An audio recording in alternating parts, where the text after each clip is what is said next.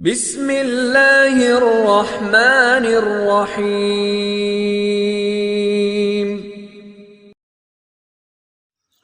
الحمد للہ وحدہ والصلاة والسلام علی من لا نبی بعدہ، اشہد ان لا الہ الا اللہ وحدہ لا شریک لہ واشہد ان محمدا عبدہ ورسولہ، اما بعد فاعوذ باللہ السمیع العلیم من الشیطان الرجیم۔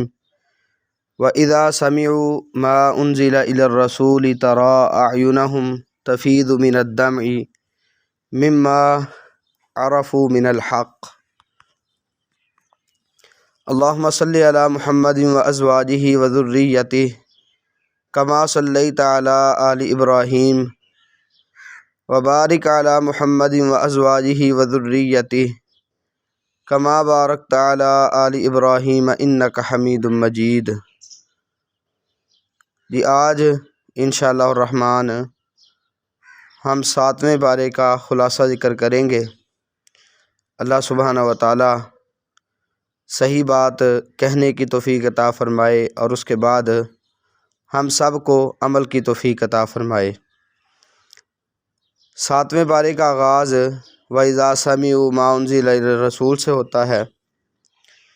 اس میں ان نصارہ کا ذکر ہے کہ جو مسلمان ہو گئے، ان کا یہ انداز بیان کیا جا رہا ہے کہ اور جب وہ سنتے ہیں اس چیز کو جو رسول کی طرف نازل کی جاتی ہے تو آپ ان کی آنکھوں کو دیکھتے ہیں کہ وہ آنسوؤں سے بہہ پڑتی ہیں، اس وجہ سے کہ جو انہوں نے حق کو پہچان لیا۔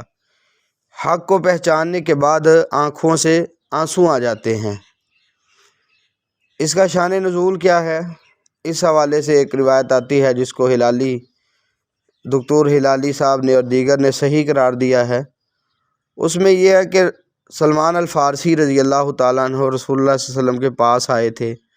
انہوں نے کچھ سوالات کیے اور ان میں سے ایک یہ بھی بات تھی کہ آپ نصارہ کے بارے میں کیا کہتے ہیں؟ تو نبی صلی اللہ علیہ وسلم نے فرمایا کہ ان کے بارے میں کوئی خیر نہیں۔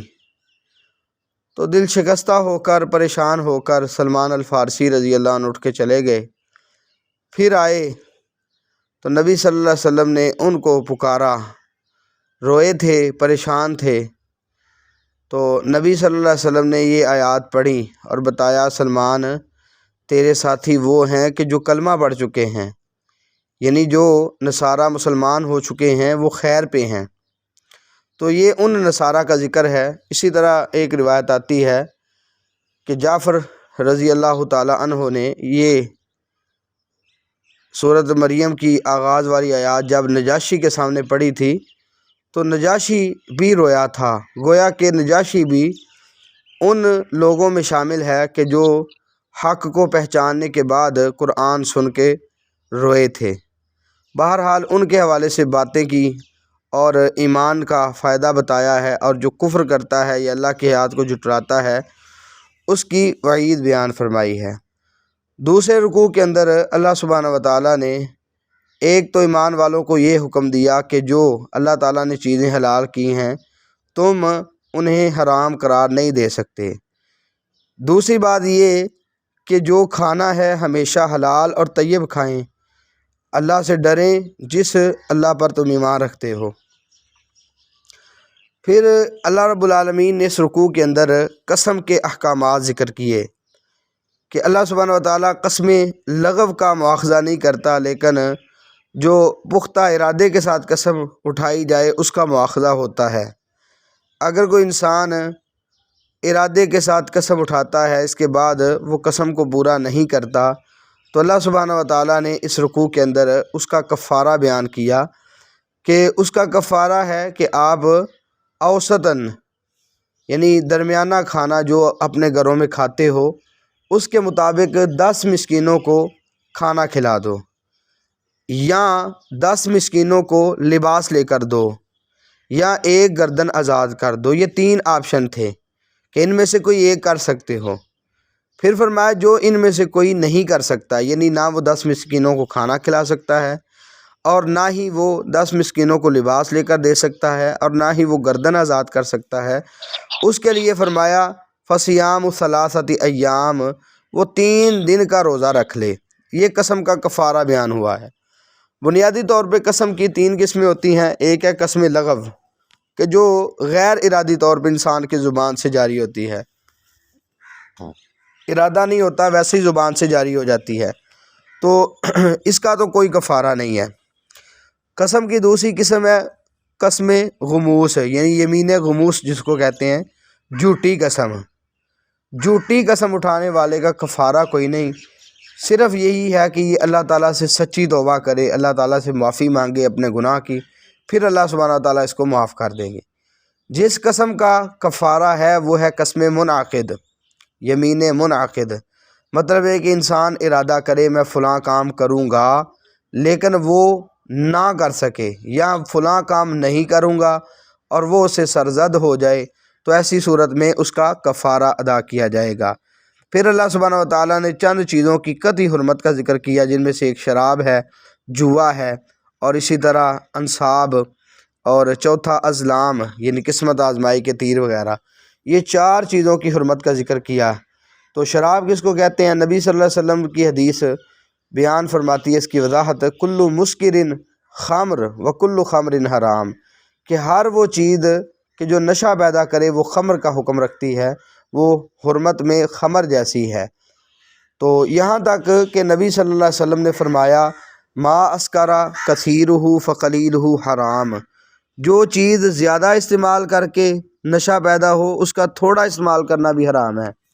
ایسا بعض لوگ کہتے ہیں جی اتنی پیے تو یعنی نشہ نہ ہو تو جائز ہے۔ نبی صلی اللہ علیہ وسلم نے ساری وضاحت فرما دی کہ جو زیادہ پینے سے نشہ پیدا ہو وہ تھوڑی استعمال کرنا بھی حرام ہے۔ تو یہ حرام اس طرح سے ہے کہ اس کے لیے مختلف طرح کے لفظ بولے گئے ہیں۔ ایک تو اس کو رجس یعنی گندگی قرار دیا گیا ہے، تو جو گندگی ہے وہ حلال کیسے ہو سکتی ہے؟ گندگی کو حلال تو نہیں کہا جا سکتا۔ اسی طرح اللہ رب العالمین نے یہاں شراب کے حوالے سے کہا یہ شیطانی عمل بھی ہے، تو اس سے رکنا اس لیے بھی ضروری ہے۔ ایک تو یہ گندگی ہے، دوسرا یہ کہا عمل شیطان ہے، اور تیسرا فجتنبو کا لفظ بولا کہ اجتناب کرو، اس سے اجتناب کرنے کا حکم بھی، اور چوتھا لعلکم تفلحون، یعنی اس کے ترک سے فلاح کی امید ہے ورنہ نہیں، تو یہ بھی وضاحت ہو گئی۔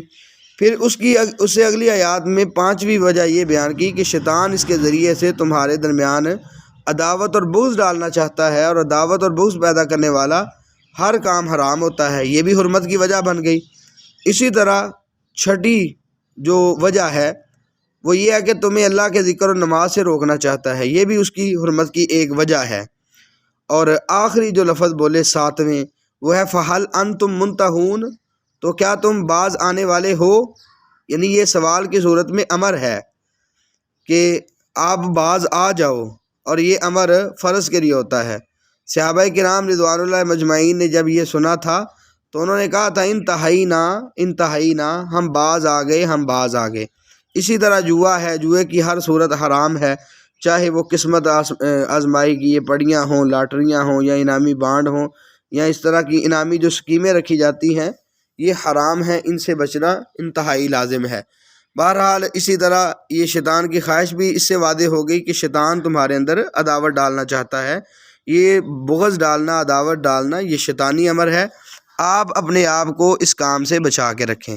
اسی طرح تیسرے رکوع کے اندر اللہ سبحانہ و تعالیٰ نے چند چیزوں کا ذکر کیا، خصوصاً یہ بات ذکر فرمائی کہ اللہ سبحانہ و تعالیٰ تمہاری آزمائش کرے گا، تمہیں آزمائے گا شکار کی وجہ سے، کہ تمہارے قریب ہوگا، لیکن اللہ تعالیٰ جاننا چاہیں گے کہ کون ہے کہ جو قریب شکار ہونے کے باوجود بھی وہ نہ کرے، صرف اللہ سے ڈر جائے۔ تو محرم کے لیے جو احرام والا ہے حالت احرام میں، اس کے لیے شکار کی ممانعت بیان کی ہے، اور کہا اگر کوئی شکار کر لے تو اس کا بدلہ کیا ہے کہ جس چیز کا شکار کرے اسی کی مثل اسے کفارہ ادا کرنا پڑے گا جانوروں میں سے، اور یا مسکینوں کا کھانا ہے، ٹھیک ہے، یا اس کے مطابق روزے ہیں، اس کا فیصلہ کون کرے گا؟ یحکم بہ ذوی عدل منکم، کہا 2 عدل والے افراد اس چیز کا فیصلہ کریں گے۔ پھر اللہ سبحانہ و تعالیٰ نے ساتھ یہ گنجائش ذکر کر دی کہ ویسے شکار حرام ہے، لیکن اگر سمندری شکار ہو جیسے مچھلی وغیرہ ہے تو وہ جائز ہے تمہارے لیے۔ بہرحال اس کے بعد اللہ سبحانہ و تعالیٰ نے یہ بات بھی ذکر فرمائی کہ ہمیں کبھی بھی برائی اور اچھائی برابر نہیں ہوتی۔ وَلَوْ أَعْجَبَكَ كَثْرَةُ الْخَبِيثِ، اگرچہ برائی کی کثرت بندے کو اچھی لگے کہ اتنا زیادہ ہے یہ کام، برائی کی کثرت ہونے کے باوجود برائی اچھی نہیں ہوتی، یا برائی نیکی کا اور اچھائی کا یعنی ہم پلہ نہیں ہے۔ چوتھے رکوع میں اللہ سبحانہ و تعالیٰ نے آغاز میں ہی بے فائدہ سوالات کی ممانعت بیان فرمائی۔ کہا یا ایھا الذین آمنوا لا تسألوا عن اشیاء ان تبد لکم تسؤکم، ایسی چیزوں کے متعلق ہرگز سوال نہ کرو اگر وہ ظاہر کر دی جائیں تو تمہیں بری لگے۔ تو بہرحال اس میں غیر ضروری سوالات کی بھی ممانعت آتی ہے، جن سوالات کا مقصد کوئی نہیں ہے یا انسان کے عمل کے ساتھ تعلق نہیں ہے، تو ایسے سوالات ہرگز نہیں کرنے چاہیے۔ اسی طرح اللہ سبحانہ و تعالیٰ نے اس رکوع میں رسومات جاہلیت سے احتراز کا حکم دیا کہ یہ جو مشرکین مکہ تھے انہوں نے بحیرہ، صائبہ، وسیلہ اور حام کو مقرر کیا تھا، تو اپنے بتوں کے نام پہ چھوڑ دیتے تھے۔ تو اللہ سبحانہ و تعالیٰ نے یہ بات ذکر کی کہ اللہ تعالیٰ نے یہ چیزیں مقرر نہیں کی۔ تو مطلب کیا ہے، جب اللہ نے مقرر نہیں کی تو مسلمانوں تم بعد آ جاؤ، تمہارے اندر یہ کام نہیں آنے چاہیے۔ یہ بحیرہ کس کو کہتے ہیں؟ یہ ایسا جانور تھا جس کا دودھ روک دیا جاتا تھا بتوں کے نام، اور صائبہ اس جانور کو کہا جاتا ہے جو مشرکین مکہ معبودوں کے لیے کھلا چھوڑ دیتے تھے، اس کو چھوڑ دیتے تھے جی اب یہ بتوں کے لیے ہے، اب ہمارے بڑوں کے لیے ہے، وہ وقف شدہ ہے۔ اور وسیلہ اس جانور کو کہا جاتا تھا کہ جو دو مادہ کو جنم دیتا، یعنی پہلے جنم میں مادہ جنم دی، پھر اس کے بعد پھر مادہ جنم دی، اگر درمیان میں کوئی مذکر نہ ہوتا تھا تو وہ اپنے بتوں کے لیے اسے وقف کر دیتے تھے۔ اور حام سے مراد وہ سانڈ ہے جس کی جفتی کرنے سے مخصوص تعداد حاملہ ہو جاتی، تو پھر اسے بھی وقف کر دیتے تھے۔ اب یہ ان کی بات تھی، اللہ سبحانہ و تعالیٰ نے یہ بات ذکر فرمائی کہ اللہ تعالیٰ نے یہ چیزیں مقرر نہیں کی، لیکن کفار کا انداز کیا تھا؟ شریعت کی طرف بلایا جاتا، شریعت کے مقابلے میں وہ دلیل کیا پیش کرتے تھے؟ اللہ سبحانہ و تعالیٰ نے وہ دلیل اس رکوع میں ذکر فرمائی ہے۔ کہا انہوں نے جواب میں کہا حسبنا ما وجدنا علیہ آبانا، ان سے کہا جاتا اللہ اور اس کے رسول کی طرف آؤ، جواب یہ کہ ہمیں وہی کافی ہے کہ جس پر ہم نے اپنے آباء و اجداد کو پایا ہے۔ تو یہ مشرکین کی ایک دلیل رہی ہے، جیسا کہ سورہ بقرہ میں ہم پیچھے پڑھ کے آئے ہیں کہ انہوں نے کہا جب ان سے کہا جاتا اللہ رسول کی طرف آؤ تو وہ کہتے ہم اسی پہ کافی ہے، مال فینا علیہ آبانا، جس پر ہم نے اپنے بڑوں کو پایا ہے۔ اسی طرح سورہ لقمان میں بھی اللہ تعالیٰ نے اسی بات کا ذکر کیا ہے کہ وہ یہ کہتے ہیں وجدنا علیہ آباءنا، ہمیں وہی کافی ہے جس پر ہم نے اپنے بڑوں کو پایا ہے۔ یہاں بھی انہوں نے یہی بات کہی، تو اللہ سبحانہ و تعالیٰ کہتے ہیں اگرچہ ان کے باپ جو ہیں علم نہ رکھتے ہوں اور ہدایت یافتہ نہ ہوں، پھر بھی ان کے ہی پیرو بنیں گے۔ مطلب یہ ہے کہ اس طرح کا نظریہ، اس طرح کا عقیدہ درست نہیں ہے۔ یہ جو بات ہے کہ بڑوں کی ہم پیروی کریں گے، یہ بے مقصد سی بات ہے۔ پھر ایمان والوں کو کہا کہ تم اپنا بچاؤ کرو، اگر تم ہدایت یافتہ ہو، اگر کوئی گمراہ بھی ہو تو کوئی تمہیں نقصان نہیں ہے۔ تو یاد رکھیں اس سے مراد وہ چیز ہے کہ انسان اپنی طرف سے کوشش کر چکا، سمجھا چکا، ہدایت کی طرف رغبت دلا چکا، لیکن اس کے باوجود کوئی نہیں ماننے والا، تو اللہ تعالیٰ فرماتے ہیں پھر اپنی فکر کرے، لوگوں کی فکر چھوڑ دیں کہ تمہیں اس چیز کا کوئی نقصان نہیں ہوگا۔ اس سے یہ مراد نہیں ہے کہ لوگ گمراہی کی طرف ہے، آپ دعوت نہ دیں اور آپ کو کوئی مسئلہ نہیں ہے۔ اگر انسان برائی دیکھتا ہے لیکن اس سے منع نہیں کرتا تو انسان خود مجرم ٹھہرتا ہے، انسان کو اس کا نقصان ہوگا۔ لیکن اگر ہے کہ انسان اپنی طرف سے کوشش کر چکا پھر بھی کوئی نہیں ماننے والا، تو پھر کسی کی پریشانی چھوڑ دے، پھر اپنے اعمال پہ غور کرے۔ اسی طرح اس رکوع کے اندر اللہ سبحانہ و تعالیٰ نے گواہی کا ذکر کیا اور کہا اگر کوئی بندہ سفر میں ہے، کوئی مسلمان نہیں ملتے، تو پھر دو یعنی عادل جو ہیں کسی اور میں سے مقرر کر دے، یعنی اپنے مال پہ گواہ کہ یہ میری وصیت ہے، فلاں فلاں کو اتنا مال دینا ہے، جو بھی وہ وصیت کرنا چاہتا ہے۔ تو واپس آئے ہیں وہ دو، یعنی انسان کی موت حالت سفر میں ہو گئی، جن کے بارے میں اس نے یعنی مقرر کیا تھا کہ یہ میرے یعنی کہ عادل ہیں اور میں ان کو مقرر کرتا ہوں، یہ میرے مال کی گواہی دیں گے۔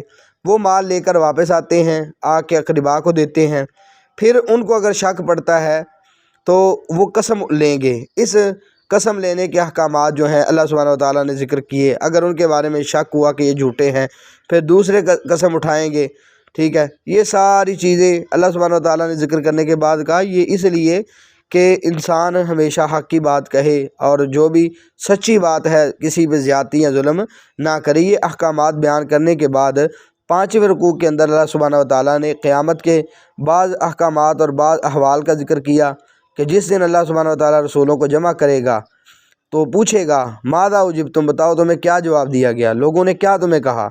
تو انہوں نے آگے سے انبیاء اور رسول کہیں گے لا علم لنا انک انت علام الغیوب، کہ ہمیں کوئی علم نہیں ہے، تو ہی غیبوں کو جاننے والا ہے۔ تو اللہ سبحانہ و تعالیٰ اس کے بعد عیسیٰ ابن مریم علیہ السلام کو بعض اپنی نعمتیں یاد دلائے گا اور کہے گا اب میری نعمت یاد کر جو تجھ پر تھی، تیری والدہ پر تھی، میں نے تیری مدد کی روح القدس کے ساتھ، تو مہد کے اندر اور کہولت میں بولا، یعنی بچپنے میں بھی اور کہولت میں بھی۔ اس میں اشارہ ہے کہ عیسیٰ بن مریم بچپن میں تو بولے تھے، لیکن ادھیڑ عمر کا جو یہاں ذکر کیا کہ تو کہولت میں بھی بولا، اشارہ یہ ہے کہ عیسیٰ بن مریم دوبارہ آئیں گے، ادھیڑ عمر میں جائیں گے اور پھر کلام کریں گے۔ یہ ایک یعنی بطور حکمت بات عرض کی جاتی ہے۔ اسی طرح اللہ سبحانہ و تعالیٰ نے ان کو کتاب و حکمت سکھایا، تورات و انجیل کا علم دیا، پھر یہ معجزات عطا کیے کہ مٹی سے کوئی پرندے کی شکل کا بناتے تھے اللہ کے حکم سے، تو اس میں پھونکتے تھے وہ پرندہ بن جاتا تھا، اور اسی طرح کوڑ کی بیماری والے کو یا جو مادرزاد اندھا تھا اس کو شفا دیتے تھے اللہ کے حکم سے، اور مردوں کو زندہ کرتے تھے اللہ کے حکم سے۔ یہ ساری چیزیں اللہ سبحانہ و تعالیٰ نے بطور نعمت ذکر کی ہیں۔ اور اسی طرح جو مائدہ یعنی ان پر کھانے کا دسترخوان تھا اس کے اترنے کا اس رکوع میں ذکر ہے۔ اور 6 رکوع کے اندر اللہ سبحانہ و تعالیٰ نے یہ بات ذکر کی کہ اللہ تعالیٰ قیامت کے دن عیسیٰ ابن مریم سے کہیں گے بتائیں آپ نے لوگوں سے کہا تھا مجھے اور میری ماں کو الہ بنائیں اللہ کے علاوہ، تو عیسیٰ بن مریم کہیں گے سبحانک ما یکون لی ان اقول ما لیس لی بحق، اللہ تو پاک ہے، میں وہ کیسے بات کہہ سکتا ہوں جو میرے لیے ممکن ہی نہیں ہے، میں حق بات نہیں کہہ سکتا، میں نے صرف وہی بات کہی ہے جس کو تو بھی جانتا ہے، جو میرے دل میں ہے تو جانتا ہے، لیکن جو تیرے دل میں ہے میں نہیں جانتا، تو غیبوں کو جاننے والا ہے۔ بہرحال یہ چیزیں ذکر کرنے کے بعد عیسیٰ ابن مریم علیہ السلام کہیں گے ان تعذبہم فإنہم عبادک وإن تغفر لہم فإنک انت العزیز الحکیم، اگر تو ان کو عذاب دے تو تیرے بندے ہیں، اگر بخش دے تو تو غلبے والا حکمت والا ہے۔ تو نبی مکرم صلی اللہ علیہ وسلم نے بھی یہ آیت پڑھی تھی اور روئے تھے اپنی امت کے حوالے سے۔ یہ آیت پڑھنے کے بعد تو اللہ تعالیٰ نے جبریل علیہ السلام کو بھیجا تھا، جبکہ اللہ بھی جانتے تھے کہ پوچھ کے آئیں محمد صلی اللہ علیہ وسلم سے کہ آپ کیوں روتے ہیں، تو اللہ کے نبی صلی اللہ علیہ وسلم نے یہ بات بتائی کہ جبریل مجھے اپنی امت کی بڑی فکر لگی ہے، تو نبی صلی اللہ علیہ وسلم کو اللہ تعالیٰ نے یہ پیغام بھجوا دیا انا سنرضیک فی امتک ولا نسوک، کہ ہم آپ کو آپ کی امت کے بارے میں راضی کر دیں گے، آپ کو پریشان نہیں کریں گے۔ اس کے بعد اللہ سبحانہ و تعالیٰ نے یہ بات ذکر فرمائی قیامت والے دن سچوں کو ان کا سچ فائدہ دے گا، ان کے نصیبے میں جنت آئے گی اور اس کی نعمتیں آئیں گی۔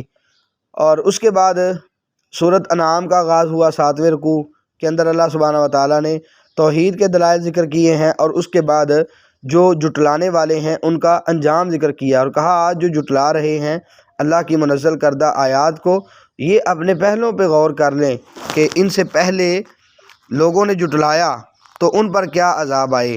کہا اگر ہم ان پر کتاب یعنی کہ کاغذوں کی شکل میں کتاب کی صورت میں قرآن نازل کر دیتے، اپنے ہاتھوں سے یہ چھو بھی لیتے، پھر بھی ان کافروں نے کہنا تھا یہ تو واضح جادو ہے۔ تو بہرحال اللہ سبحانہ و تعالیٰ نے ساتھ ساتھ اپنے نبی کو تسلی بھی دی، ان کو ڈرایا بھی ہے، کہا اس سے پہلے یعنی آپ سے پہلے بھی کئی رسولوں سے مذاق اڑایا گیا، ان کو جھٹلایا گیا، اس لیے آپ پریشان نہ ہوں، لیکن جو جھٹلاتے ہیں یا مذاق اڑاتے ہیں ان کو ہمارا عذاب گھیر لیتا ہے۔ اور 8ویں رکوع کے اندر اللہ سبحانہ و تعالیٰ نے اپنے مناظر کا ذکر کیا اور اپنی نعمتوں کا اور اپنے مختلف یعنی تصرفات کا ذکر کیا کہ اللہ تعالیٰ کیا کیا کر سکتا ہے، اپنی عظمت کا ذکر کیا، اور ساتھ یہ بھی بتا دیا کہ یہ سارا کچھ اللہ کرنے والا ہے۔ اگر آپ کو کوئی تکلیف پہنچے یا اللہ رب العالمین پہنچائے فلا کاشف لہ الا ہو، اس تکلیف کو اللہ کے علاوہ کوئی دور کرنے والا نہیں ہے، لیکن اگر اللہ خیر پہنچا دے تو وہ ہر چیز پہ قادر ہے۔ اس کے بعد اللہ سبحانہ و تعالیٰ نے 9ویں رکوع کے اندر ان لوگوں کی مذمت بیان کی ہے اور ان کو ظالم ٹھہرایا ہے کہ جو اللہ رب العالمین پر جھوٹ باندھتے ہیں یا اللہ کی آیات کو جھٹلاتے ہیں۔ ایسے لوگوں کے بارے میں بتایا کہ قیامت والے دن ان کو کوئی فائدہ نہیں ہوگا۔ جب اللہ سبحانہ و تعالیٰ کے سامنے جائیں گے تو ان کی دنیاوی کاوشیں ساری کی ساری رائگاں جائیں گی، بلکہ ایسے لوگوں کو جہنم کے سامنے کھڑا کیا جائے گا۔ پھر ان کے دل میں یہ باتیں آئیں گی، کاش یا لیتنا نرد ولا نکذب بآیات ربنا ونکون من المؤمنین، کاش ہمیں لٹا دیا جائے، کاش ہمیں لٹا دیا جائے اور ہم پھر اپنے رب کی آیات کو نہ جھٹلائیں اور ہم مومن بن جائیں۔ لیکن اس وقت خواہش کرنے کا، اس وقت افسوس کرنے کا انہیں فائدہ نہیں ہوگا۔ 10ویں رکوع کے اندر اللہ سبحانہ و تعالیٰ نے یہ باتیں ذکر فرمائی کہ خسارے والے کون لوگ ہیں؟ کہا وہ لوگ ہیں جو اللہ کی ملاقات کو جھٹلاتے ہیں، وہ خسارہ اٹھانے والے ہیں۔ قیامت والے دن آئیں گے تو ان کے بوجھ، ان کے یعنی کہ یہ کمروں کے اوپر، ان کی پشتوں کے اوپر ہوگا، بڑا ہی برا وہ بوجھ اٹھائیں گے۔ تو پھر اللہ سبحانہ و تعالیٰ نے اس دنیا کی حقیقت بتائی ہے، تو کھیل تماشا ہے، اصل گھر تو آخرت کا گھر ہے، اور وہ آخرت کا گھر ان لوگوں کے لیے بہتر ہے یتقون، جو متقی بن جاتے ہیں، اللہ سے ڈرتے ہیں۔ کہا کیا تم عقل نہیں کرتے؟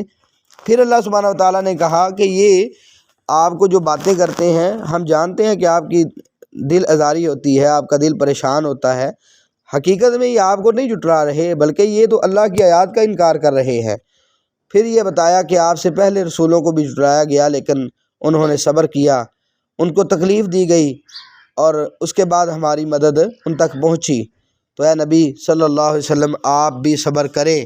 لیکن اگر کوئی بے صبری کرنا چاہتا ہے، نبی صلی اللہ علیہ وسلم سے کہا اگر ان کا اعراض اتنا گرا لگتا ہے، آپ صبر نہیں کر سکتے، تو آپ زمین میں کوئی سرنگ نکال لیں یا آسمان پہ کوئی آپ سیڑھی لگا لیں، پھر ان کے پاس کوئی چیز لے آئیں، کوئی نشانی لے کے آئیں۔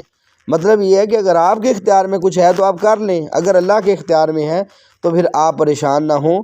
اللہ سبحانہ و تعالیٰ آپ سے یہ نہیں پوچھے گا، آپ سے جس چیز کا سوال ہے آپ وہ کام کرتے جائیں۔ اس چیز کا اللہ تعالیٰ نے اپنے نبی محمد صلی اللہ علیہ وسلم کو حکم دیا اور اشارہ دے دیا۔ اور 11ویں رکوع کے اندر اللہ سبحانہ و تعالیٰ نے ان لوگوں کا ذکر کیا جو اللہ کی آیات کو جھٹلاتے ہیں اور ان پر عذاب آنے کی مختلف صورتیں اللہ سبحانہ و تعالیٰ نے بیان کی۔ عذاب کے حوالے سے ذکر کیا کہ اللہ سبحانہ و تعالیٰ ان پر پھر عذاب بھیجتے ہیں، لیکن ساتھ یہ بھی بتا دیا کہ جب وہ بھول جاتے ہیں جس چیز کی نصیحت کی جاتی ہے تو ہم ہر چیز کا دروازہ کھول دیتے ہیں۔ پھر بڑی نعمتیں ہیں، کفار ان نعمتوں کو دیکھ کر یہ خوش نہ ہوں کہ ہم پر تو اللہ بہت راضی ہو چکا ہے، کہ یہ مہلت ہے۔ حتیٰ اذا فرحوا بما اوتوا اخذناہم بغتہ، جب وہ اپنے اوپر ہونے والی نعمتوں سے خوش ہوتے ہیں کہ ہم پر تو بہت زیادہ نعمتیں ہو چکی ہیں، پھر اللہ سبحانہ و تعالیٰ کہتے ہیں ہم ان کو اچانک پکڑتے ہیں، پھر ان کو نیست و نابود کیا جاتا ہے، ان کو ہلاک کر دیا جاتا ہے۔ پھر اللہ سبحانہ و تعالیٰ نے اپنے نبی محمد صلی اللہ علیہ وسلم سے کہا کہ آپ کہہ دیجئے لا اقول لکم عندی خزائن اللہ، لوگوں میں تمہیں نہیں کہتا کہ میرے پاس اللہ کے خزانے ہیں، ولا اعلم الغیب، اور نہیں میں غیب جانتا، ولا اقول لکم انی ملک، میں فرشتہ بھی نہیں ہوں، یہ بھی میں نہیں کہتا، ان اتبع الا ما یوحی الیہ۔ یہاں سوال پیدا ہوتا تھا کہ جب اللہ کے نبی صلی اللہ علیہ وسلم کے پاس اللہ کے خزانے بھی نہیں ہیں، غیب بھی نہیں جانتے، فرشتے بھی نہیں ہیں، تو پھر بات کیسے کرتے ہیں، پیروی کس چیز کی کرتے ہیں؟ کہا ان اتبع الا ما یوحی الیہ، میں اس چیز کی پیروی کرتا ہوں جو میری طرف وحی کی جاتی ہے۔ اور 12ویں رکوع کے اندر اللہ سبحانہ و تعالیٰ نے مختلف چیزوں کے ذکر کے ساتھ ایک بنیادی چیز یہ ذکر کی وَلَا تَطْرُدِ الَّذِينَ يَدْعُونَ رَبَّهُمْ بِالْغَدَاةِ وَالْعَشِيِّ يُرِيدُونَ وَجْهَهُ، کہ آپ اپنے صحابہ کی وفاؤں کا لحاظ رکھیں، یعنی مشرکین پہ آپ محنت کرتے ہیں، اگر وہ آپ کی بات نہیں سنتے تو نہ سنیں۔ آپ صلی اللہ علیہ وسلم سے یہ کہا گیا کہ آپ سے ان کا حساب نہیں لیا جائے گا، آپ کیوں پریشان ہوتے ہیں؟ جو آپ کے پاس ساتھی ہیں آپ نے ان کو اپنے سے دور نہیں کرنا، ان کو اپنے سے دور ہٹانا نہیں ہے۔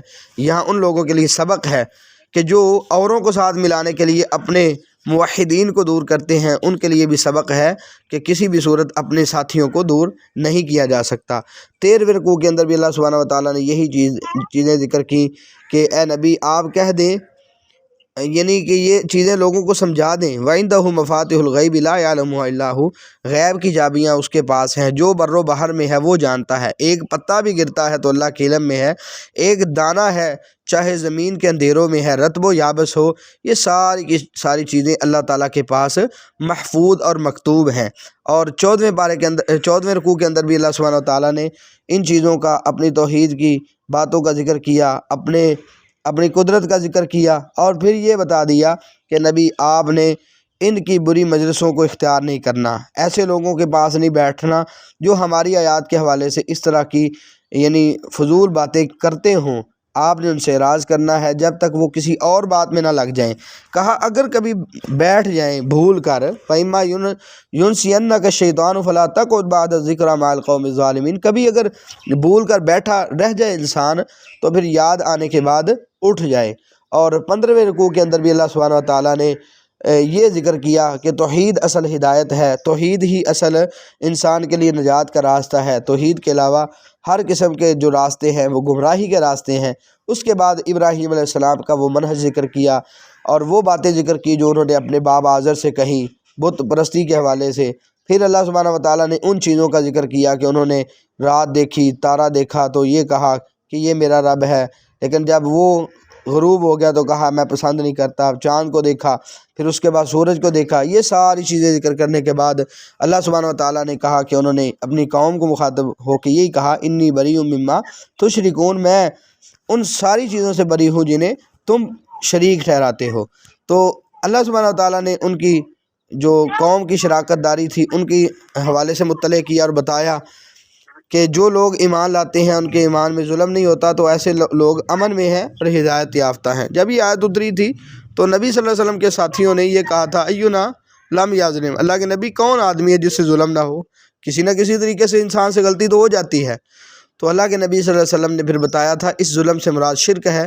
پھر اللہ کے نبی صلی اللہ علیہ وسلم نے وہ آیت پڑھی ان الشرک لظلم عظیم والی، جو سورہ لقمان میں ہے۔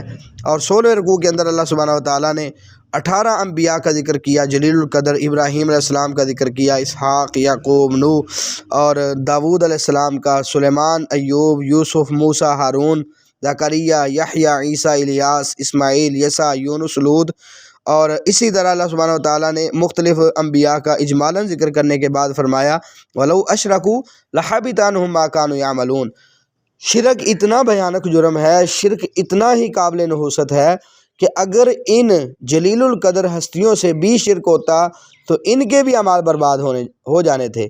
یاد رکھیں انبیاء سے شرک نہیں ہوتا، اللہ رب العالمین ان کی حفاظت کرتا ہے، لیکن امت کو یہ پیغام دیا کہ ان ہستیوں کی بات کرتے ہو، ان ہستیوں کے اندر بھی اگر یہ بیماری آتی، یہ شرک آتا تو ان کے اعمال بھی برباد ہو جانے تھے۔ تو مطلب کیا ہے کہ جو شرک میں مبتلا ہو گیا اس کے عمل برباد ہو جائیں گے۔ 17ویں رکوع کے اندر اللہ سبحانہ و تعالیٰ نے یہ بات ذکر کی کہ انہوں نے مشرکین نے اللہ کے جس طرح قدر ہونی چاہیے تھی قدر کا حق ادا نہیں کیا، ان کو ڈرانا چاہیے۔ یہ قرآن اس کا مقصد بھی اللہ تعالیٰ نے بیان کیا کہ اس کا مقصد لوگوں کو ڈرانا ہے، جو آخرت میں ایمان رکھے گا وہ اس پر ایمان رکھے گا، اور ایسے لوگ جو آخرت پر ایمان رکھتے ہیں وہ اپنی نمازوں کی حفاظت کرتے ہیں۔ تو ہمیں بھی حقیقت میں اپنی نمازوں کی حفاظت کرنے والا بن جانا چاہیے۔ اور اسی طرح 18ویں رکوع کے اندر اللہ سبحانہ و تعالیٰ نے اپنی توحید کے مختلف دلائل ذکر کیے کہ وہ گٹھلی سے گٹھلی نکالنے والا ہے، دانہ نکالنے والا ہے، زندہ